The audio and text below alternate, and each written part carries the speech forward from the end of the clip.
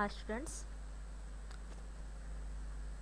this is our college channel DBS Talks. Please subscribe to this channel. These are the links of the Facebook, Instagram, Twitter and LinkedIn. Now let's get into our topic.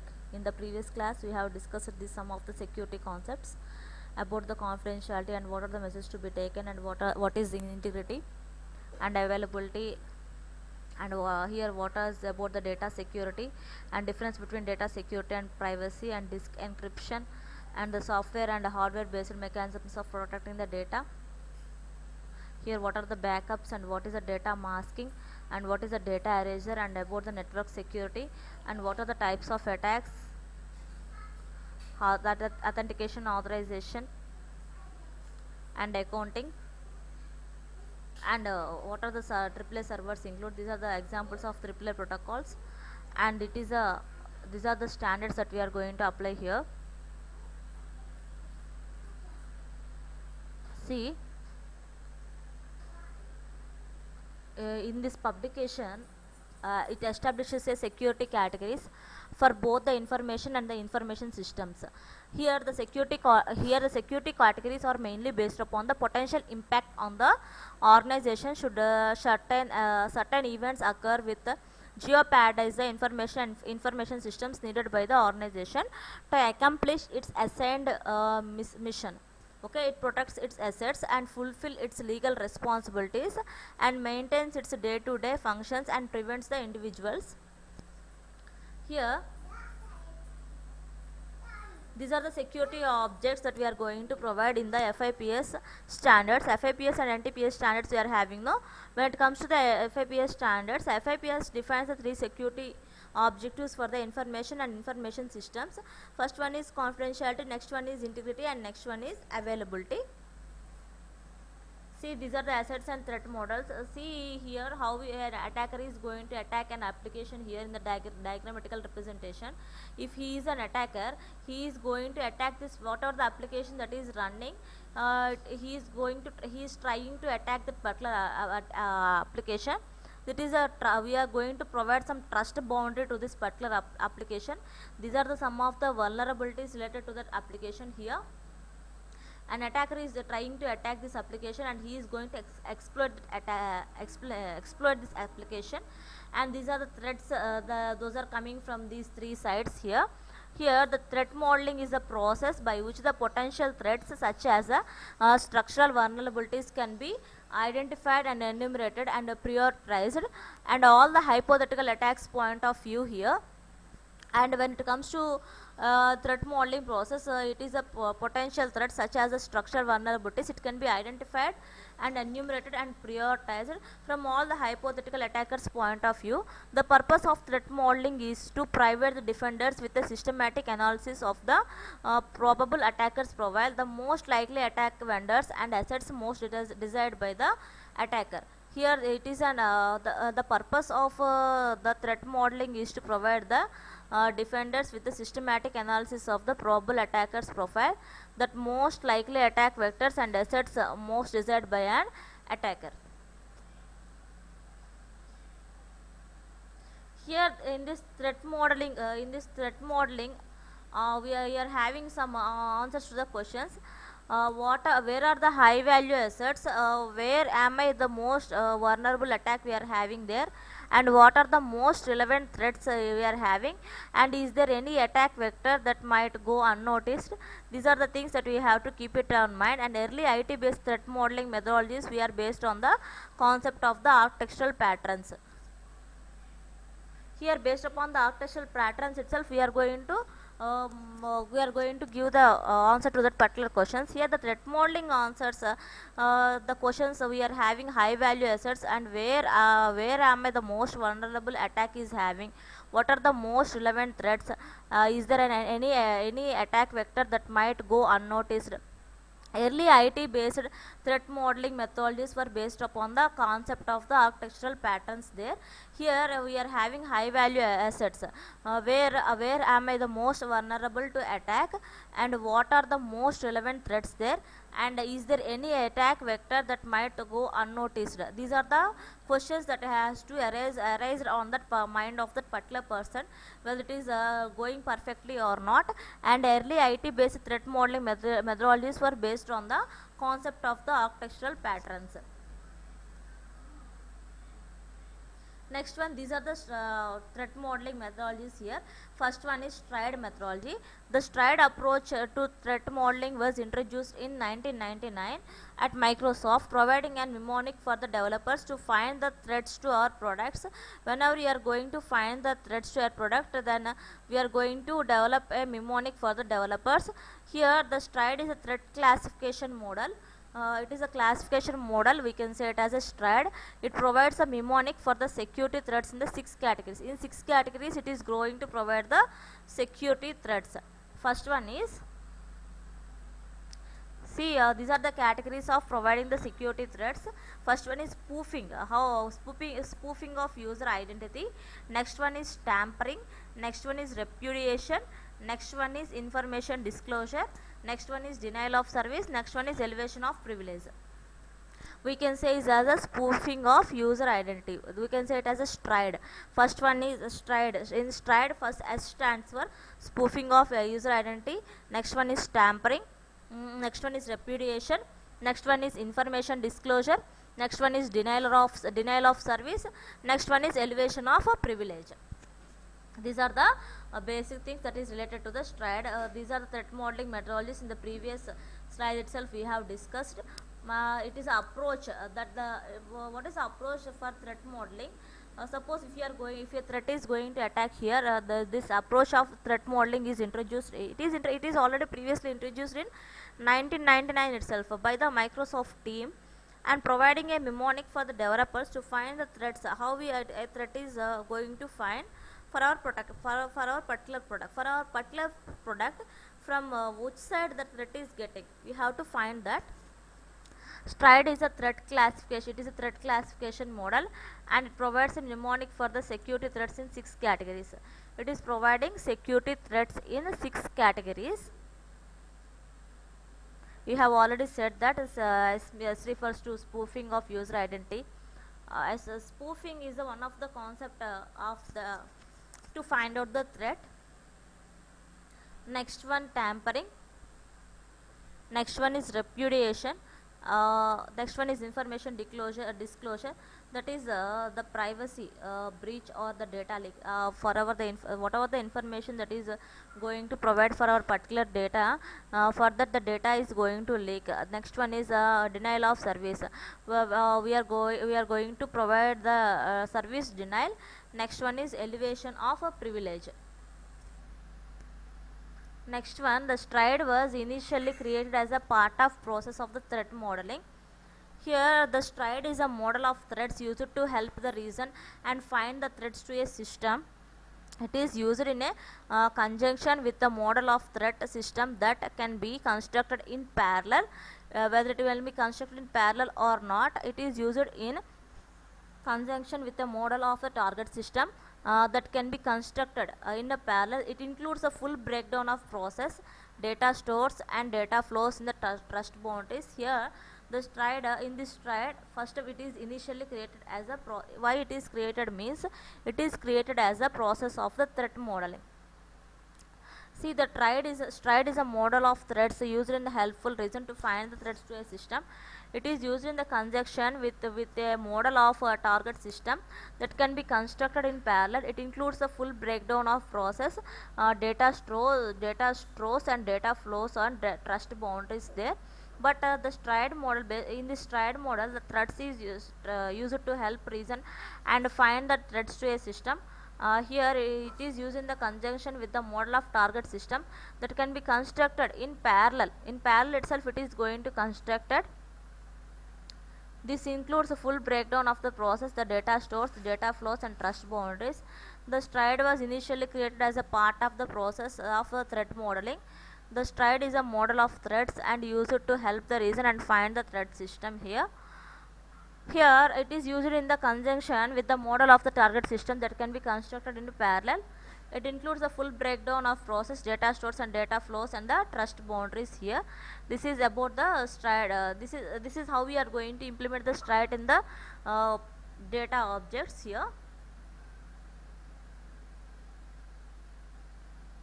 Then now let us see about a PASTA. The process for it is a process for attack simulation and threat analysis.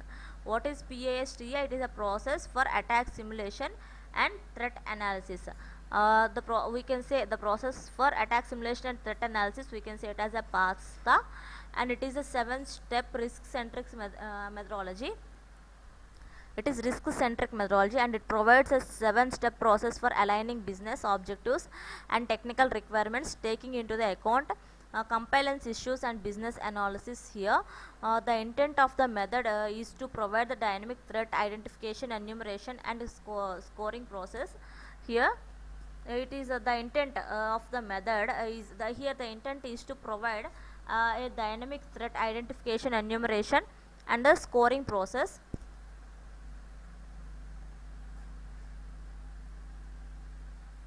But here it is basically a process of attack it is used for attacking the simulation and threat analysis.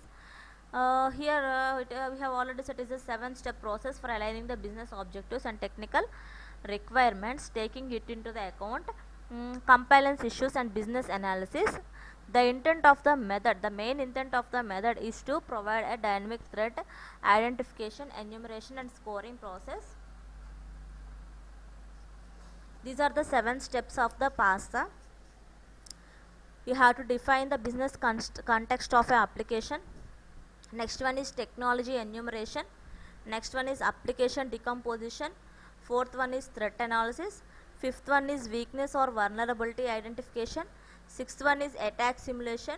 Seventh one is residual risk analysis.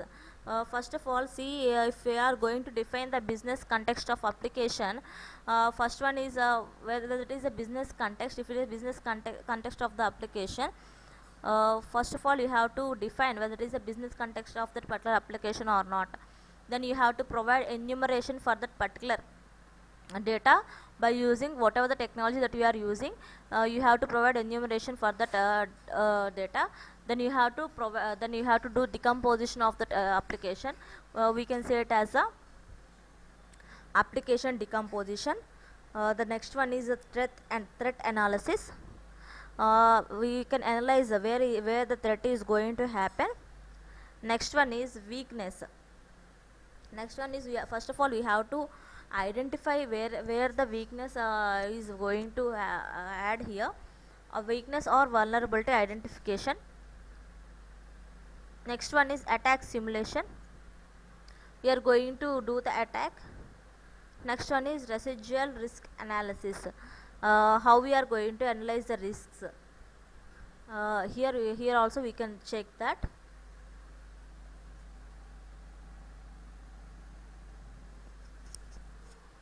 See, if once the threat model is completed, security, the subject matter experts develop a detailed analysis of identified threats. Finally, appropriate security controls can be enumerated.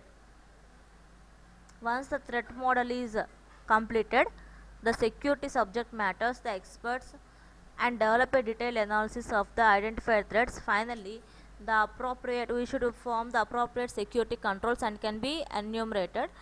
This methodology is intended to provide an attacker centric view of the application and infrastructure from which the defenders can develop an asset centric mitigation strategy.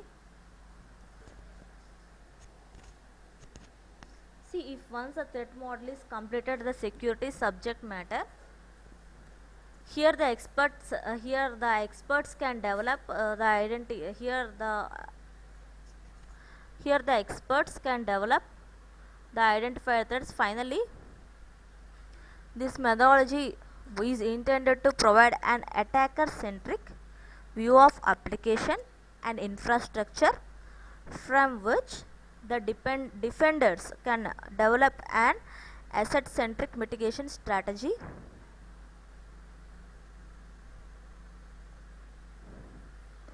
Just like that, once the threat model is completed, the subject matter experts uh, the subject matter experts develop a detailed analysis of the identified threats. Finally, the appropriate security controls can be enumerated. This methodology can be intended to provide an attacker-centric view of application and infrastructure from which the defenders can develop an asset-centric mitigation strategy. Here,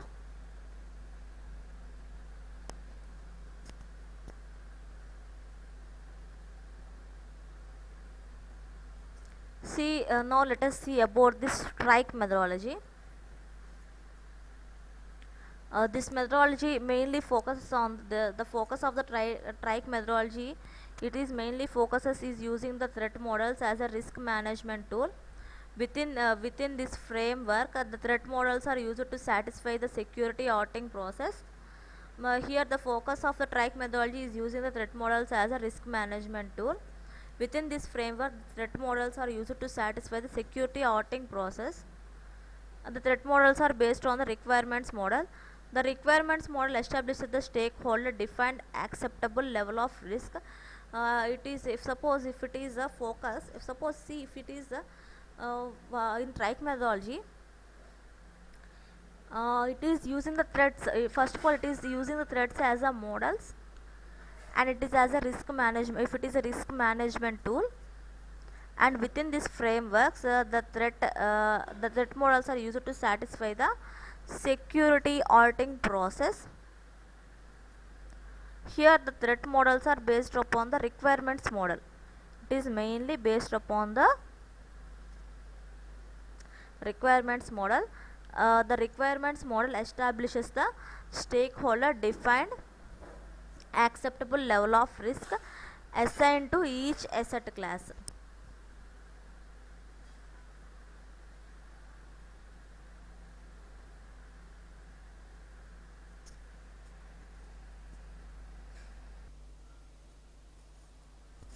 Here in this strike model, the focus of the trike methodology is used to treat the models as a risk management tool. As risk management tool, it is going to use there, but within the framework it has to use there. The threat models also used to satisfy, it is basically it is used to satisfy the security auditing process. But the threat models are based upon the requirements model. What are the requirements model that we are using here is that is based here, and the requirement model, it establishes the stakeholders who are defined and acceptable for that. Here the focus of the trike methodology, here it is using the threat models as it is used as a threat management only for the threat management protocols. And within this frame network, the threat models are used to satisfy the security auditing process. The threat models are based on the requirements model. The requirement model establishes the stakeholder defined where it is defined acceptable and the level of risk assigned to each asset class here. But here, based upon this strike methodology, the focus is mainly based on these threat models as a risk management protocol. Here, within these frameworks, the threat models are used to satisfy the security auditing process. The threat models are based on the requirements model, whereas the requirements model establishes the stakeholders defined and it is acceptable level of risk assigned to the each asset class. Okay. See, based upon the analysis of this requirements model, the yields of the threat model from which threats are enumerated and assigned, these are assigned as risk values here. Here we have to came to by using this we should get an analysis that the requirement model yields a threat model from which the threats are enumerated and assigned risk values. Here the completed threat model is used to construct a risk model based upon the assets and roles and assets, roles, actions, and calculated the risk exposure. What are the risk is exposed? We have to perform a risk model, and it is based upon the assets, roles, and actions. It is mainly based upon the risk exposure, and the model yields a threat model from the which threats are enumerated, and it is assigned based upon the risk values here. but the completed threat model is used to construct the risk exposure, and here it is mainly based upon these roles, assets and actions. See, now let us see about this VAST. It is an acronym for Visual, Agile and a Simple Threat Modeling Technique. Here, if you are applying a principle for this methodology, it is necessity for scaling the threat modeling process across the infrastructure and entire the software development life cycle. It is integrating the seamlessly into agile software development methodology, but it is a necessity, it is necessity of scaling the threat modeling process across the infrastructure, and it is integrating, but it is underlying principle of its methodology. It is necessity of scaling the threat modeling process across the infrastructure, the entire SDLC, and integrating it seamlessly into an agile software development methodology. Here the methodology seeks to provide an actionable outputs for the unique needs of the various stakeholders and the application architectures and developers, the cyber security personnel and senior executives. Here the methodology provides an unique application and infrastructure visualization scheme, such as the creation and use of the threat models do not require the specific security subject matter expertise, but it is an acronym for the Visual, Agile and Simple Threat Modeling Technique. Here the underlying principle, it is underlying principle of its methodology, and it is a necessity of the scaling the threat modeling process across the infrastructure.